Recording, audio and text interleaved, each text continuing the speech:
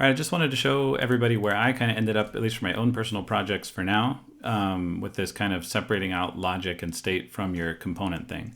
And the technique that I'm using is, I think, the second technique that I had shared in my previous video, which is to attach a class, an instance of a class to my tag that handles all the logic of it. So let's look at what I've got built here. It's this button that toggles back and forth. I shared this before, I'm sure some of you saw it. It's got a lot of logic in here. So the hands animate on this clock, and they animate in kind of a tricky way. It's not just a straightforward animation. It depends exactly what you do. Then the button scales down. There's a crossfade animation of the two different labels. The width animates, and there's some logic for, like, if you move your mouse out, it cancels. And the background of this icon changes color. So a lot going on with this button. And I didn't want to have all that logic in my tag for a couple of reasons. One, it gets complicated, and it's hard to keep track of what's the view and what's the logic. And the other is it prevents me from making a new version of this button with a new UI because the UI and the logic are tied together. So I could make now, the way I've set this up, I could make different versions of this button with different UIs very easily. And I'll show you one reason why I might want to do that. So let's look at how it works. I've got this fun button is an instance of the use fun button class, and its basic job, this mount thing is kind of, you can mostly ignore that, but I've got my styles here, then I've got my render function, and it's a very clean render function. There's not a whole lot there. All these values, big hand, small hand, scale, they're all pulled off of fun button. And one of the important items on fun button is this handle touch. And that's the touch handler, touch event handler, that handles all the touch down, and if I go out and back in, and it takes care of all of that. And then I've just got various values for, like, scale, the icon background, big hand, small hand, those are the angles, the start opacity, end opacity is for the start label and the end label, so one label here and the other label here. So all those values are just provided by fun button. I don't have to worry about them as I'm working here. And I could do something like this button has its scale. Just to show you how easy this is to play around with, I might say, you know, I want this to have a scale. So you can see the button kind of scales, or the icon scales in addition to the button. That's kind of silly. I could say rotation, rotate big hand degrees. Now this icon is going to rotate the same way the big hand within there is rotating. So again, doesn't make any sense, but it just shows that it's like, I've just got these values and I can just place them where they need to go. Separate it out from the view. Now, why do I want to change out the view anyways? I mean, I think it's pretty obvious why you'd want to have this kind of decoupling, but let me just show you a kind of an example that I came across, which is I wanted to debug part of this view. And so I added this div that uses, kind of like I just did, this rotate value of the big hand. And it's just this red bar, this div, and when I push the button, that same rotation value that's being applied to these hands is being applied to this bar. And that helped me debug some things about the hands, because it's really hard to see those tiny little hands in here, but this bar is nice and big and it prints out the value on itself.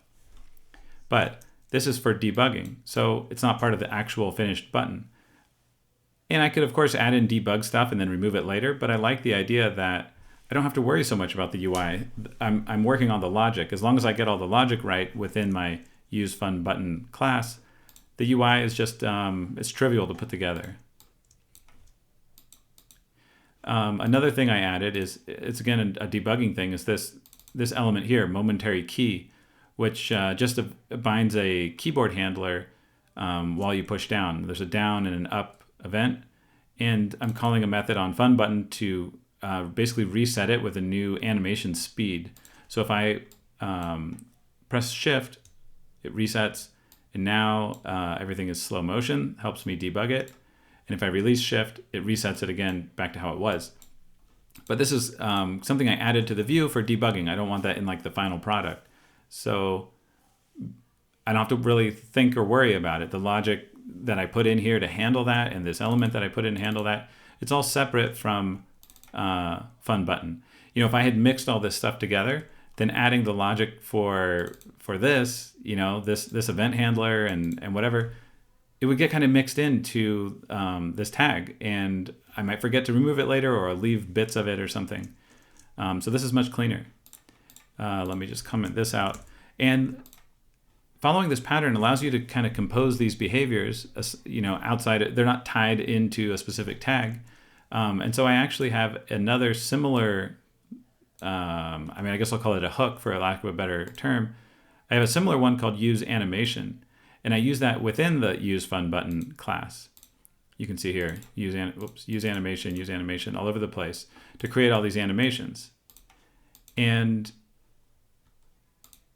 it's kind of like I'm composing these functionalities together, because that's the use animation I could actually use here. I could say my animation equals new use animation, say 0 to 100. And just to show you that it could be used the same way that use fun button is used. And within use fun button, I used it. So that's how I'm composing them. So let's try using my animation here just to do something weird. I'll just say button play. When you click this button, it will my animation dot play. And what should we make animate? Let's just make the whole button animate. How about, I'll just say this is the whole button's container, and I'll say X my animation dot progress. So again, pulling this off the my animation class. Oh, I gotta do this and pixels.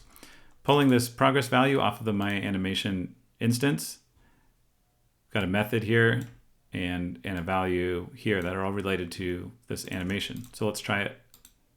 Clicking that button sends that away. And maybe I'll just add it somewhere else, like rotate my animation dot progress pixels degrees. Cool. So that didn't spin all the way around. Maybe I should have a different animation for this purpose. So I could have one like rotate animation. I'll say rotate animation dot progress. And this one, I'm going to remove this. And so let's make a rotate animation. Again, this is showing why you might want to have multiple instances of the same logic that you created. If I had just kind of created all this logic into the tag itself, it's not as straightforward to just add a new kind of instance of it. So I'll say, what did I say? Rotate animation. And this one will go from 0 to 360. Rotate animation dot progress. Okay, so clicking one rotates 360, clicking the other sends this button over. All right, so I'm pretty happy with this. And you can see this is the use fun button class. There's like over 100 lines of code here, just handling all the logic. And there's even more code because a lot of it is in the use animation thing, which is used quite a bit within use fun button. So I feel pretty good about this pattern. The one thing I don't like is that it's not explicit what values I can access here. So the thing I like about hooks is that it kind of encourages you to destructure your hook this way. And I am kind of destructuring this object, but I have to make sure that the object only provides the values that it should provide publicly. So it has to declare things as private. And when I exposed functions this way, it didn't work. So I'm still using fun button dot whatever for functions. So it's not totally perfect, but it does work quite well. I mean, I do like to set things up as functions rather than classes.